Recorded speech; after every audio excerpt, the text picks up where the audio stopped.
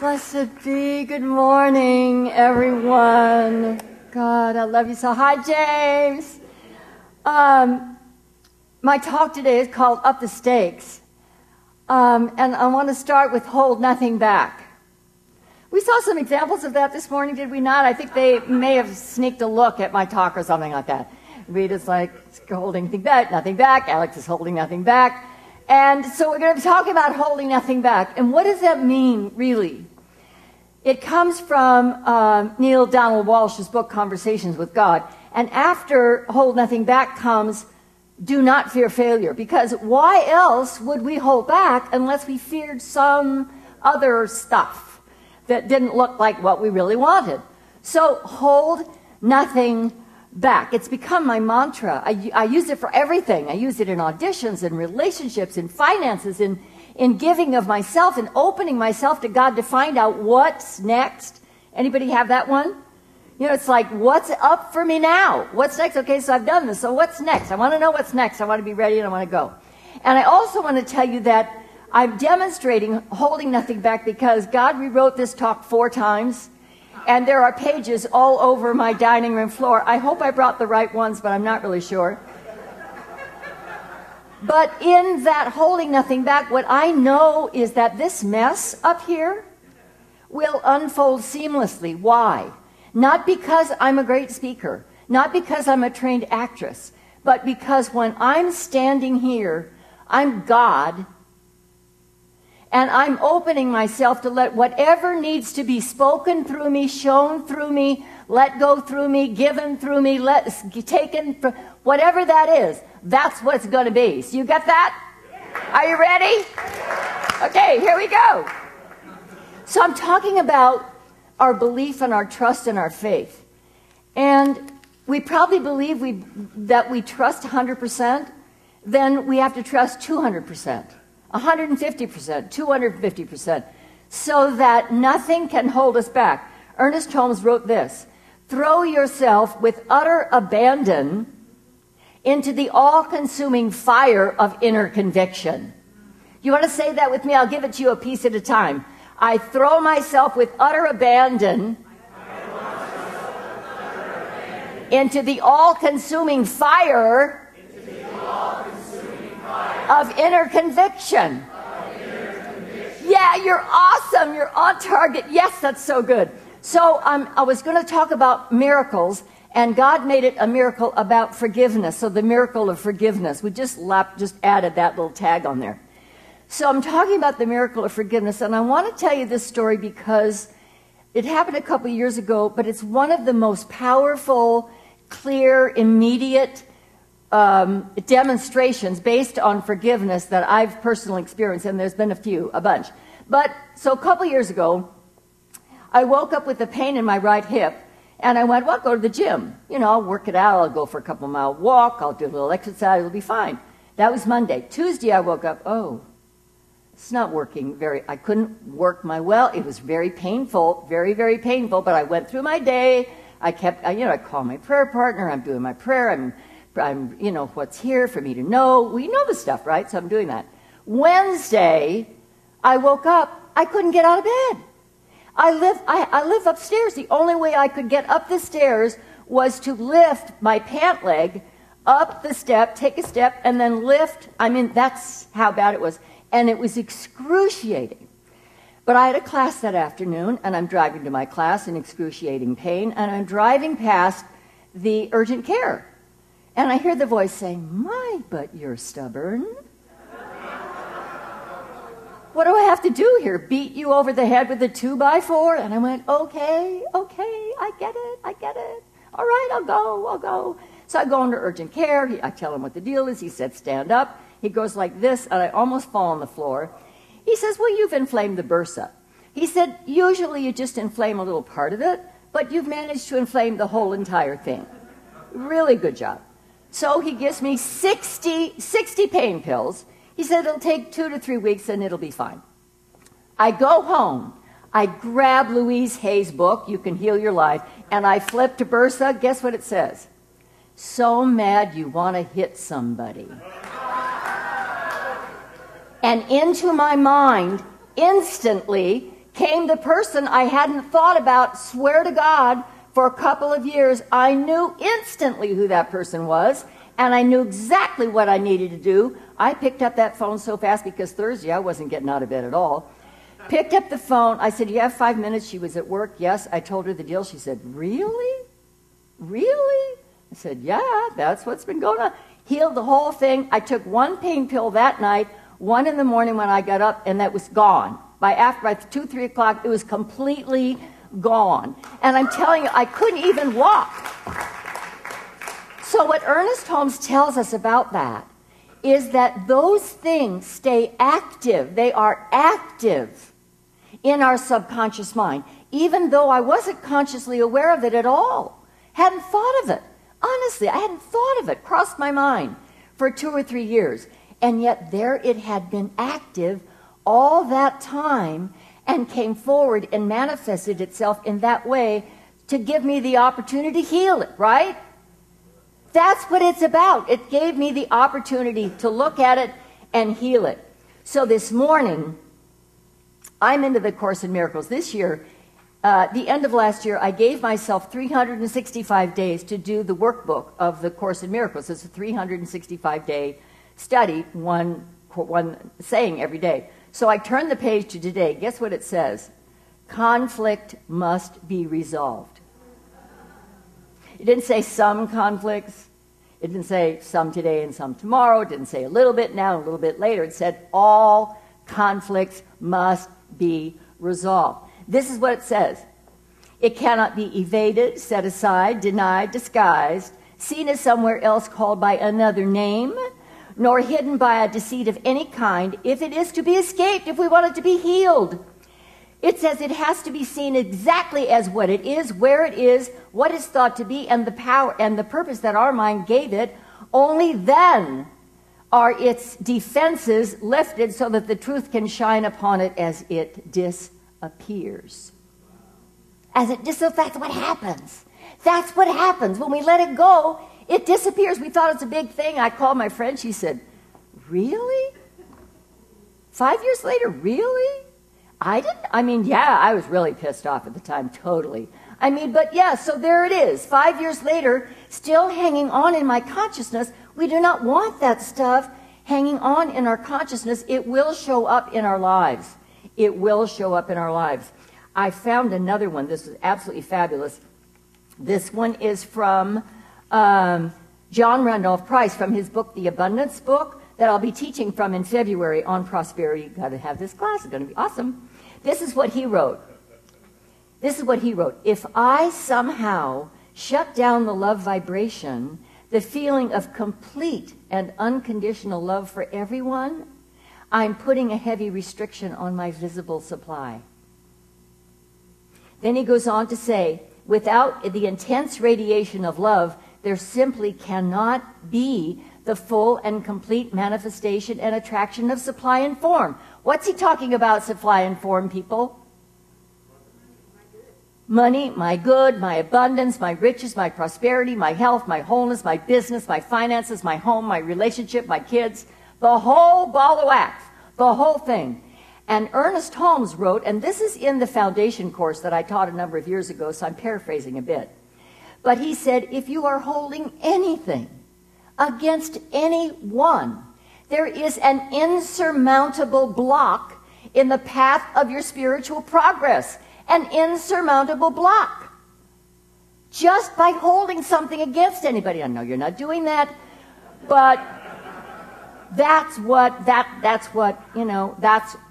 we're going. All conflicts must be resolved. They have to be resolved. So I'm talking about upping the stakes in our conviction so that we cannot be moved by appearances. Because the appearances do show up, don't they? They show up in a lot of different forms. I had a really crappy week about 2 weeks ago, just before Thanksgiving, and I was trying to give thanks.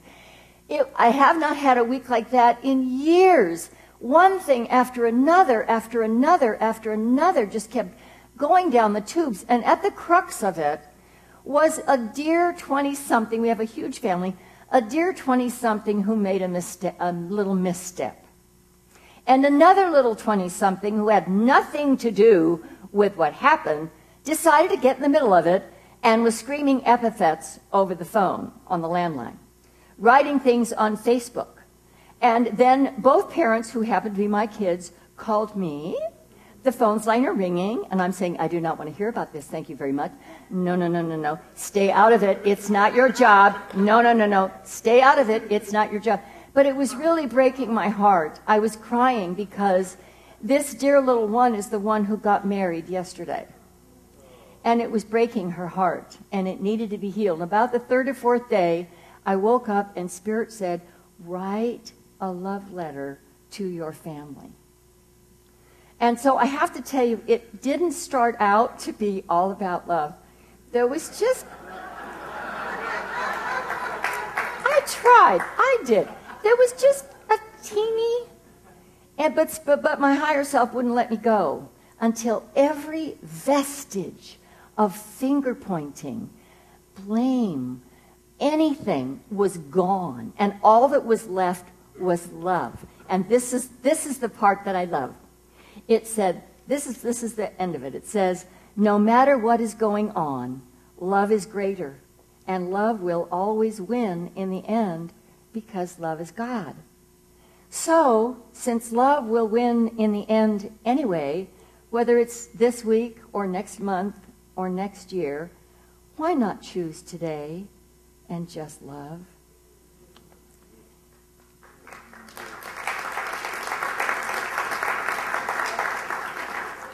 The wedding was yesterday, and it was bathed in love. So the parents got together very reasonably over the phone, and they decided between them to tell both of their kids to just knock it off. Just stop it. Just let it go, you know. Because it's about a wedding. Come on. It's about that one day in your life, and it's not going to be spoiled by some appearances of disharmony, discord, confusion, upset, name-calling, blah, blah, blah, blah, blah. And you know what? That little stuff that was trying to sneak into my letter is just another form of name-calling. You know? So we got to be aware. We got to catch it wherever it shows up and heal all conflict. Has to be resolved. Resolved. And so there's another statement from A Course in Miracles that I've been using over time these last few weeks. And it is, I need but call, and you will answer. I need but call. So what's the you that answers? It's our inner voice. It's our higher self. It's our soul. It's God. It's mind. It's life. It's the universe. It's love. It's peace. It's power. Whatever name you want to give it. What I know is that it's speaking all the time, and I'm not always listening. Sometimes I have to shut up so I can hear it. You know, I pray to hear, but then if I keep talking and talking, but it's like this, and then I need that, and then I need that, and then this isn't working, blah, blah, how can I even hear what it's trying to tell me? So I need but call, and you answer. Let's say that. I need but call, and you answer every time, not occasionally, not just sometimes, not when I'm on a roll, not but all the time, all the time, all the time, all the time. So, gosh, I have so much more I want to say. But I want to talk to you again about another forgiveness. This is all about forgiveness. Just happened to be all about forgiveness, and I didn't even know it. But I had a dear friend, my best friend. We met modeling, doing ramp modeling and hotel modeling, stuff like that. And she introduced me to the world of fashion and then print and then commercials. And she brought me into the agency where I worked for 10 years, and they represented me and blah, blah, blah. But we were best friends. She became a member of our family. Every holiday we spent together, she and her husband. They taught my daughter to ride horseback at their ranch. She threw my daughter a wedding shower, a bridal shower when she was getting married. All the good stuff. I mean, this is years, 7, 8, 9 years. And then there was a falling out. And accusations were made, and it didn't get healed. And after a couple years, I wrote a letter, pouring out my love and asking for forgiveness and whatever part I'd had played in it, but there was no response. I was rebuffed.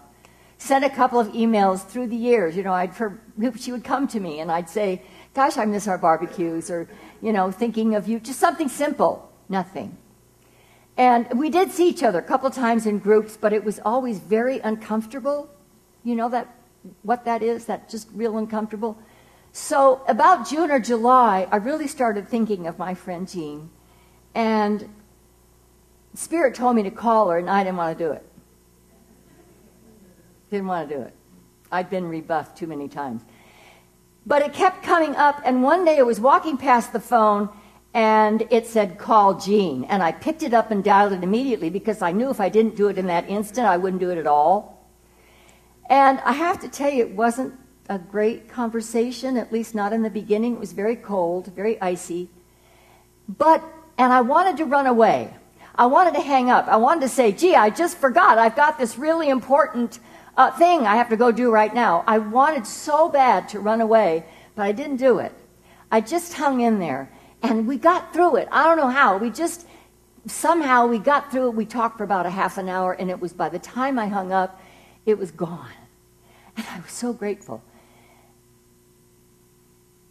2 weeks ago, on a Wednesday, I got a phone call. Jean died. And I can't even tell you, she's younger than me. I didn't know she was sick. She knew she was dying, didn't contact anybody. And after getting over being shocked, all I could think of was I was so grateful that we had healed our relationship because there was so much love there. The ground of our being was love. And an appearance had gotten in the way. And we both let it go. We both let it go. So that when I hung up the phone, it was healed. It was good. We were good. So I know that Jean went with a light heart, at least where our relationship was concerned. But I have to give you a little tag to it. A couple weeks before that, her name started floating up to consciousness again. Not with the same intensity that it had when I passed the phone, but just kind of floated through a little bit, and I didn't act on it. And now she's gone. And it's okay, because it was healed. But I just want to ask you, take an honest look at your life, and look in your heart. Is there anybody that you're holding outside your heart? I don't care if it's little or big or old or yesterday. It doesn't matter. Love will always win in the end because love is God, and that's the ground of your being. You are here to love. Whether you're crossing the street and smiling at somebody, or holding the door with a pregnant woman with 6 kids, you're here to be love. That's our whole job. So anything that gets in the way of that is not our job. That's not your job. It's not my job. So I just want to ask you this week to take a look at that. And in your prayer time, ask God to make you willing to see it, or to know it, or to hear it. To be willing to see it, know it, hear it, and then be willing to pick up the phone. Even if you're the injured party, be the first one to call. Extend that hand. You never know. You'll be so glad you did. I'm so glad I did. I'm so glad I did.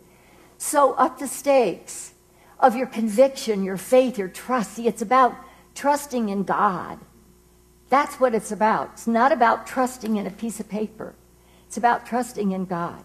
And knowing that whatever words needed to be spoken when I picked up that phone were going to be there. I didn't know what I was going to say. I didn't know what she was going to say. But God was there on the line, and we were just God conversing. And it was all good and beautiful. So I love you all. God bless you. Merry Christmas. Happy Hanukkah. Happy Kwanzaa. Namaste.